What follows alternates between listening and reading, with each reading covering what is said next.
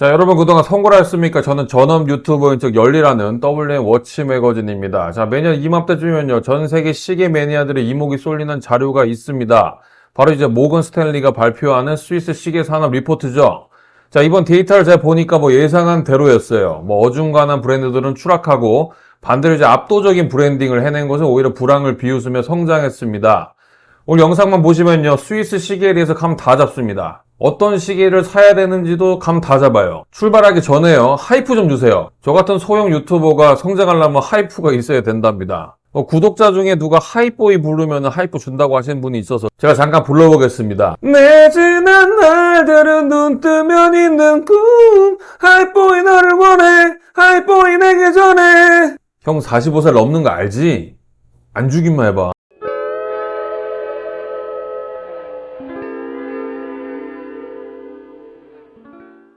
자, 가장 먼저 볼 것은 롤렉스 그룹입니다. 결론부터 말씀드리면요, 시장에 침체든 말든 생태계의 제왕은 롤렉스죠. 롤렉스의 매출 110억 프랑, 하나로 약 16조 원을 돌파를 하면서 1위를 굳건히 지켰습니다. 소매시장 점유율이 무려 33%예요. 전 세계 스위스 시계 매출의 3분의 1을 롤렉스 혼자 다 해먹었다는 거죠. 동생인 브랜드 투더는 21위에서 17위로 올라섰습니다. 이번 리포트의 진정한 다크호스죠. 다른 브랜드들이 안 팔려서 눈물을 머금고 생산량을 막 줄일 때 투더는 오히려 판매량을 2만 개나 늘렸어요. 게다가 평균 단가도 올렸습니다. 볼륨과 마진을 동시에 잡으면서 순위가 무려 4개 단위나 끌어올렸어요. 이제 투더는 롤렉스의 그냥 동생이 아닙니다. 비만 동생이에요. 자, 다음은 가장 많은 브랜드를 거느린 스와치 그룹입니다. 안타깝게도 이번 하락장에서 직격탄을 가장 세게 맞았습니다. 우선 오메가는요, 매출이 많이 꺾여서 오데마 피게와 파텍 필립에 이어서 5위로 내려앉았습니다. 브레게도 부진해요. 29에서 31위로 내려왔는데요. 다만 브레게는 계단 가격을 많이 올리고 생산량을 줄이는 단계라서 과도기라는 추측이 많습니다. 해밀턴, 라도, 블랑팡도 직격탄을 맞았습니다. 이제 300만원 전후 엔트리에서 미들급 시장에 얼어붙으면서 해밀턴은 판매량이 2만 개 이상 증발해버렸어요. 매출이 20% 이상 까였고요. 그래서 34위로 추락했습니다. 라도 역시 28위에서 29위로 밀리면서 판매량과 단가가 동반 하락했고요. 상위 라인은 블랑팡마저 22위에서 24위로 하락하며 스와치 콜라보의 후광을 실질적인 매출로 연결하지 못하고 보전했습니다. 아니, 오메가도 그렇고 스와치랑 콜라보하면 매출이 주는데 자꾸 왜 하는 거예요? 무당 불러야 되는 거 아니에요, 이거? 그래도 티쏘랑 미도는 방어를 잘했어요. 티쏘는 매출과 판매량이 소폭 줄었지만 11위를 굳건하게 방어를 했고요. 미도 역시 매출과 판매량은 줄었지만 평균 단가를 상승시키면서 32위를 방어를 했습니다. 그래도 티쏘는 기본 볼륨이 크고 가성비가 압도적이라서 버틴 것 같고요. 미도는 그래도 해밀턴에 비해서 오션스타라든가 멀티포트 같은 마케팅, 디자인 아이덴티티가 어느 정도 먹혔다고 봅니다. 그리고 이제 스와치 그룹에서 보석 시계 브랜드죠. 해리 윈스턴 47에서 무려 7계단이 뛰어올라서 40위에 랭크가 됩니다. 이 시계 하나당 평균 가격을요, 무려 2.3배인 5천만 원대로 폭등을 시켜버리고요. 어중간한 모델 다 버려버리고요. VVIP에게만 초고가 하이주얼리 피스만 팔아서 순위를 올렸어요. 요즘 시류에 아주 잘 영합한 모습입니다. 자, 리슈몽으로 가보겠습니다. 리슈몽 그룹 소속 브랜드 간의 시비가 완벽하게 엇갈렸습니다. 까르띠에는 매출 34억 프랑을 기록하면서 롤렉스 다음가는 확실한 2위 자리를 굳혔고요. 까르띠뿐만 아니라 반클리프 아펠 같은 주얼리 하우스들이 불황을 뚫고 폭발적으로 성장하며 그룹 전체를 견인했습니다. 특히 반클리프 아펠요, 24위에서 21위로 3계단 상승했어요.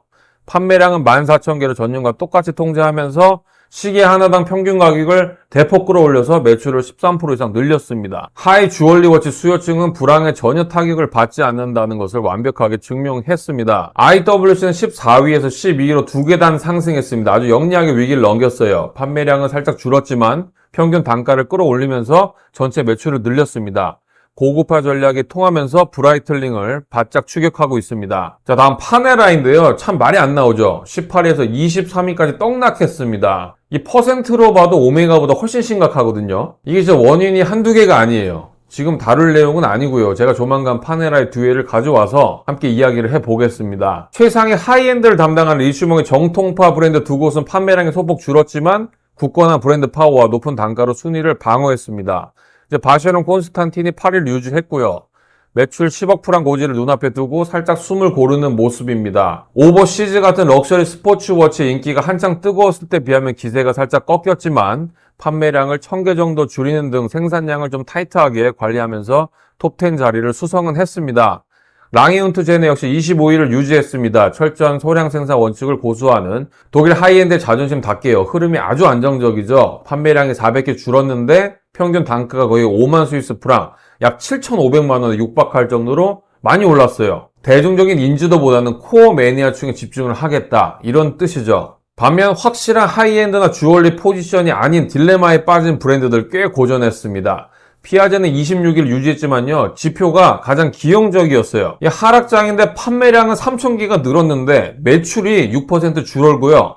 평균 단가가 뚝 떨어졌어요. 초고가 라인보다는 상대적으로 접근성이 좋은 폴로 스틸 모델이나 엔트리 라인업 위주로 팔려나갔음을 시사합니다. 몽블랑은 27위에서 30위로 3계단 하락했어요. 매출이 무려 27% 넘게 급감했고요. 판매량도 10,000개나 빠졌습니다. 태그에 이어 제니스, 위볼로 같이 굵직한 시계 브랜드를 가진 LVMH 그룹의 결과는 꽤 충격적입니다. 이 정통 시계 브랜드들이 고전하는 사이에 패션 브랜드가 이를 냈습니다. 태그 호이어는 11위를 유지했고요. 해밀턴의 라도와 마찬가지로 미들급 시장 침체를 피해가지 못하고 판매량이 약 10% 빠졌는데 까레라 등 주력 모델 가격 인상, 고급화로 매출 하락폭을 간신히 방어해냈습니다.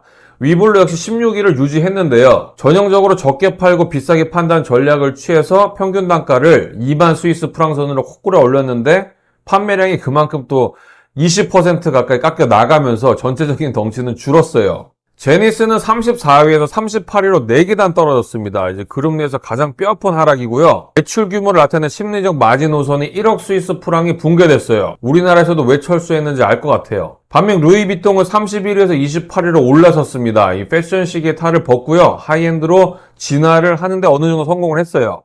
판매량을 3분의 1로 확 줄여버리고 평균 단가를 무려 3배, 약 2천만 원대로 끌어올려가지고 매출을 늘려버렸습니다. 이게 대세예요.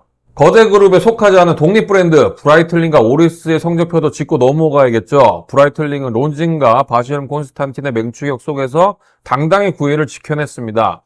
이 매출과 판매량은 전년 대비 소폭 감소를 해서 숨을 고르는 모습인데요. 주목할 것은 도매 비중입니다. 이 도매 비중이 55%에서 50%로 줄이면서 가사 직영 부티크 판매를 늘렸습니다.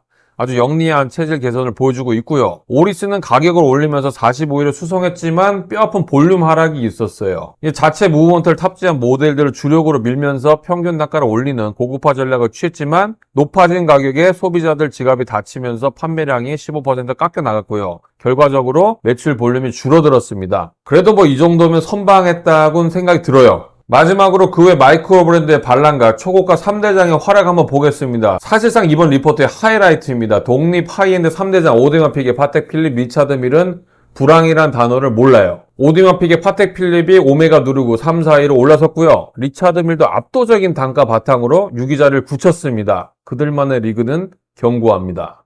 폴 주르는 37위에서 36위로 한 계단 상승했습니다. 돈이 있어도 못 사는 시기의 위험을 제대로 보여주죠. 1년에 딱 1900개만 만드는 원칙 철저히 지켰고요. 판매량은 하나도 늘리지 않았는데 평균 단가가 높아져가지고 매출이 오히려 올랐습니다. 모조엔 씨도 38에서 37위로 한 계단 상승했고요. 매출 1억 프랑을 돌파하면서 주름과 어깨를 나란히 하고 제니스를 추월했다는 점 시사하는 바가 매우 큽니다. 그리고 드디어 올 것이 왔죠. 오프라인 부티크 하나 없이 100% 온라인 직영으로만 판매하는 영국의 마이크로 브랜드 크리스토퍼 와드가 신규 진입했습니다. 당당히 48위에 안착했습니다. 쟁쟁한 스위스 럭셔리 하우스들을 다 제치고 이뤄낸 벨칸토와 12의 연이은 히트가 빚어진 쾌거입니다. 그 외에 프레네리 콘스탄트가 대단한 게요. 다들 가격 올릴 때 과감하게 단가를 낮춰서 판매량을 2만 개 이상 폭발시키면서 36에서 35위로 순위를 올렸고요. 레이몬드 웨일 역시 유연한 전략으로 선방하면서 42위에서 39위 3계단 상승했습니다. 아무래도 밀레즘 효과가 좀 있겠죠. 자, 리포트에서 보시다시피요. 살아남은 자들은 보면은 어중간함을 버리고 가격을 올리고 극단적인 하이엔드로 가거나 아니면 아예 대체 불가능한 밸류를 주거나 둘 중에 하나였다는 것을 알 수 있습니다. 제니스 파네라이를 보듯이요. 이제 거대 그룹 우산 안에서 자본력 좀 있다고 해서 무조건 안전한 시대는 이제 끝났어요. 이 크리스토퍼 와드 같이 뛰어난 기획력과 제품력이 있다면요. 독립 브랜드도 얼마든지 주류 시장을 파괴할 수 있다는 것을